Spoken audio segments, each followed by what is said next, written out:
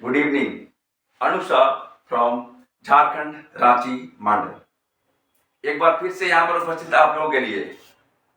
आज एग्जाम्स के CBSE exams के एक्चुअली में सारे सब्जेक्ट हैं, और जो मुख्य मुख्य 6 विषय हैं, मेन सब्जेक्ट्स, उस मेन सब्जेक्ट में सबसे पहला एग्जाम हिंदी है। एक्चुअली में जो हमारे स्कूल में दिया जा रहा है उसमें हिंदी है, इंग्लिश है, साइंस है, एसएसटी है, मैथ है और आईटी है। मैं यहाँ पर कुछ बताने जा रहा हूँ जिसे बहुत गहराई से सुनिएगा, और हो सकता है कि इसको सुनने के बाद आपके मार्क्स में थोड़ा इंप्रूवमेंट हो सके। तरीका, मैंने पहले भी कहा था कि सफल इंसान कोई भी काम को तरीके से करते हैं। तरीका, प्लीज इस वीडियो को बिना स्किप किए हुए देखिए। मैं यहां पर बता रहा हूं, मैं पहले कह चुका हूं कि कोई भी इंसान, ठीक है, काम तो वही करते हैं, लेकिन जो सफल जो होते हैं ना, वो उस काम को अलग तरीके से करते हैं। तरीका, डिफरेंट वे। तो डिफरेंट वे क्या है भाई, जरा देखा जाए। ये मेरी कला है, मेरी सोच है। हो सकता है कि आपकी सोच अलग हो, पर ये मेरे पिछले 22 से 25 साल का अनुभव है, जहां मैंने 22 से 25 हजार स्टूडेंट्स को पढ़ाया है और इसमें उन्होंने सफलता हासिल की है। एक मेरा छोटा सा अनुभव। चलिए, लेट्स सी आवर रूटीन। पहला एग्जाम हिंदी का, पहला एग्जाम हिंदी का, इसलिए बिल्कुल गहराई से हिंदी को, क्योंकि हिंदी जो है सीबीएसई में, हिंदी जो है एक यूं कहिए तो भाषा, मातृभाषा है, और वहां पर स्टूडेंट को दिक्कत होती है, कभी कभी स्पेलिंग मिस्टेक्स होते हैं। इसीलिए हिंदी को तो पूरा टाइम देकर पढ़ें और लिख लिख कर पढ़ें, क्योंकि लिख लिख कर पढ़ने से याद रहेगी और ताजा रहेगा, सब कुछ याद ताजा। ठीक है, हिंदी लोगों के लिए एक कठिन विषय नहीं रहता, जहां तक मेरा अपना अनुभव है। सॉरी, हिंदी मतलब कठिन विषय रहता है। क्यों? क्योंकि लिख के स्पेलिंग मिस्टेक हो जाएगा, तो ये हो जाएगा, तो वो हो जाएगा, राइट। तो इसीलिए अभी जो टाइम क्या आ गया, today is 18, 19, 20 and 21। Exam start. सबसे पहले हंसता हुआ चेहरा, मुस्कुराता हुआ चेहरा, ये रखिए, पॉजिटिवनेस रखिए। हिंदी को लिख लिख कर अभ्यास करें। मैंने ये बताया है कि भाई निबंध या कोई भी चीज हो, उनके लिए बहुत लंबा मत सोचे, लंबा मत सोचे, और लंबा नहीं सोचने के साथ साथ एक काम और करें, एक काम और करें कि बस जो जो आ रहा है उसको अपने स्तर से लिखते जाएं, आपका आंसर उचित होगा, राइट।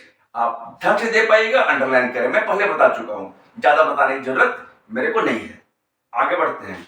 आपने समय का यूटिलाइज किया। सबसे पहले आपके क्या था, हिंदी। हिंदी को आपने फिनिश किया, उसके बाद 26 को है इंग्लिश, मतलब 21 है ना। तो कैसे करना आपको कि यहां पर 22, आपको इंग्लिश के लिए 4 दिन मिल गए, 4 डेज बच गए बेटे, 4 डेज। याद रखिएगा कि इस 4 डेज में, मैं अक्सर सुनता हूं कि साइंस में सर दिक्कत आ रही है, सर मैथ में दिक्कत आ रही है। तो इसमें आपको क्या करना है, इंग्लिश के साथ साथ साइंस और मैथ को भी लेकर चलना है। चाहे मैथ को लेकर चलिए, कि मैथ में जहां पर दिक्कत आ रही है उसकी प्रैक्टिस जारी रखिए, क्योंकि आप लोग बोलते हैं कि इंग्लिश तो हो जाएगा सर, इंग्लिश तो हो जाएगा सर। तो इसलिए स्पेशली इंग्लिश को ही पढ़ने में समय व्यतीत ना करें। ये मेरी अपनी सोच है।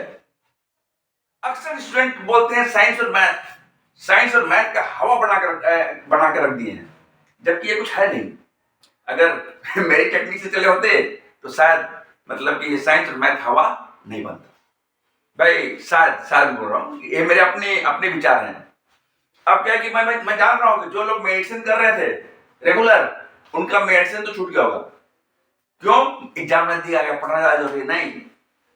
अभी भी आप 15-20 मिनट का ध्यान करते ना, कुछ लोगों को छुटा हुआ, कुछ लोगों को नहीं छुटा है, उसको ध्यान जारी रखें मेडिसिन, क्योंकि यही वो कुंजी है जो आपको आगे बढ़ाएगी। मेडिटेशन जारी रखें। क्लियर? मेडिटेशन जारी रखें, रुकना नहीं है। आप देखिएगा अंतर पैदा कर देगा, आपके लिखने पढ़ने में अंतर पैदा कर देगा। नंबर 2, अब देखिए कि आप बीच में जारी रखे हुए हैं इंग्लिश, जो बहुत कठिन सब्जेक्ट नहीं है सीबीएसई वाले लोगों के लिए। क्लियर? बात वही हुई, आप इंग्लिश के इन्वायरमेंट में हैं तो सिंपल सी बात है कि इंग्लिश आपको इजी लगेगी, और हिंदी के इन्वायरमेंट में है तो हिंदी इजी लगेगी। इसलिए आप जो 4 दिन बचे हैं उस 4 दिन का सही उपयोग करें। नंबर 3, यहां पर मैं देख पा रहा हूं कि 2 को साइंस है। 2 समय कितना मिल गया? 2 के बाद 2 को साइंस है, 26 के बाद 2 को साइंस है। तो आप देखिए यहां पर आपको 4 डेज का समय मिला, 4 डेज, 4 डेज। इसको देख के मेरे को क्या लगा ना, इसको देख के मेरे को ये लगा, इसको देख के एक ही चीज लगा।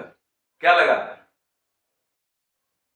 सिर्फ इतना लगा कि 4 दिन आपके हाथ में हैं, 4 दिन आपके हाथ में है। तो क्या कीजिएगा, जब आपके साइंस के लिए 4 दिन हाथ में हैं तो it is more than enough, it is more than enough. तो आपके जो 4 दिन है उसको यूटिलाइज कीजिए साइंस के लिए, और इंग्लिश के थोड़ा पहले भी साइंस और मैथ पढ़ते रहिए। आगे जब बढ़िएगा तो आपका आएगा SST, आपका बच गया 3, 4, 5, 6, 4 दिन हाथ में है। आप 4 दिन में SST का कुछ भी कर सकते हैं यार, बात समझ रहे हैं? बस चाहिए तरीका, तरीका। अब अगर आप 7 को देखते हैं तो 7 के बाद देखिए 11 को मैथ है, 7, 8, 9, 10, 3 ही दिन है भाई, 3 ही दिन, 3 ही दिन है, मतलब सबसे कम गैप मिल रहा है 3 दिन। तो क्या करना है आपको, इंग्लिश और साइंस के बीच की दूरी में से मैथ को तय करना है पहला, क्योंकि मैथ के समय बहुत कम है, मैथ के बहुत समय कम है। और रही बात 11 के बाद, 11 के बाद 13 को आईटी है। आईटी कोई बहुत बड़ा विषय नहीं है अगर दिल से आप देखें तो, लेकिन हाँ आईटी के मार्क्स का रिप्लेसमेंट होता है, इसलिए उसमें मार्क्स लाना है।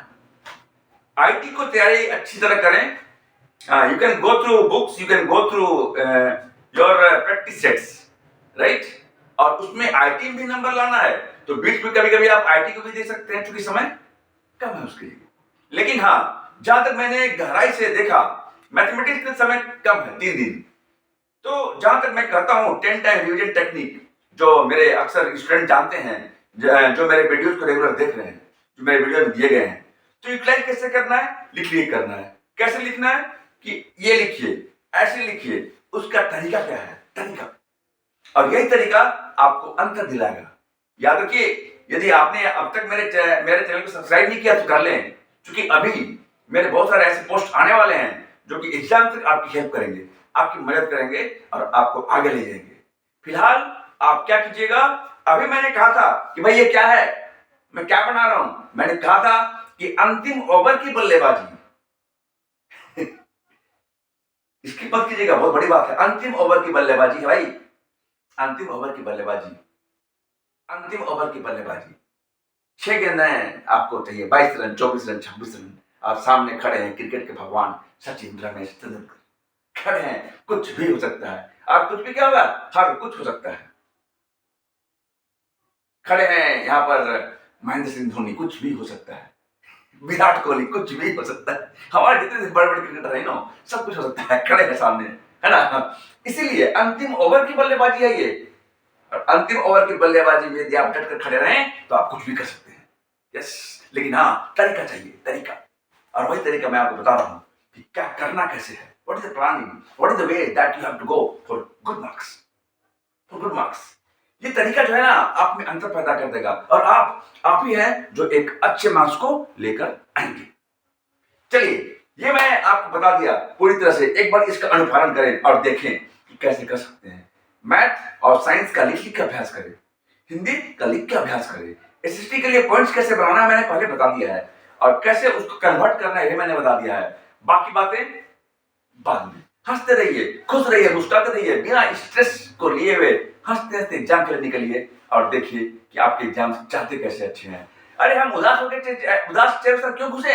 हम हंसते हुए और खुश चेहरे के साथ घुसते रहेंगे और आगे बढ़ेंगे। चलिए मिलते हैं अपने अगले वीडियो में, जहां मेरा अगला वीडियो आने वाला है कि अनूप सर का ब्रह्मास्त्र एग्जाम के लिए।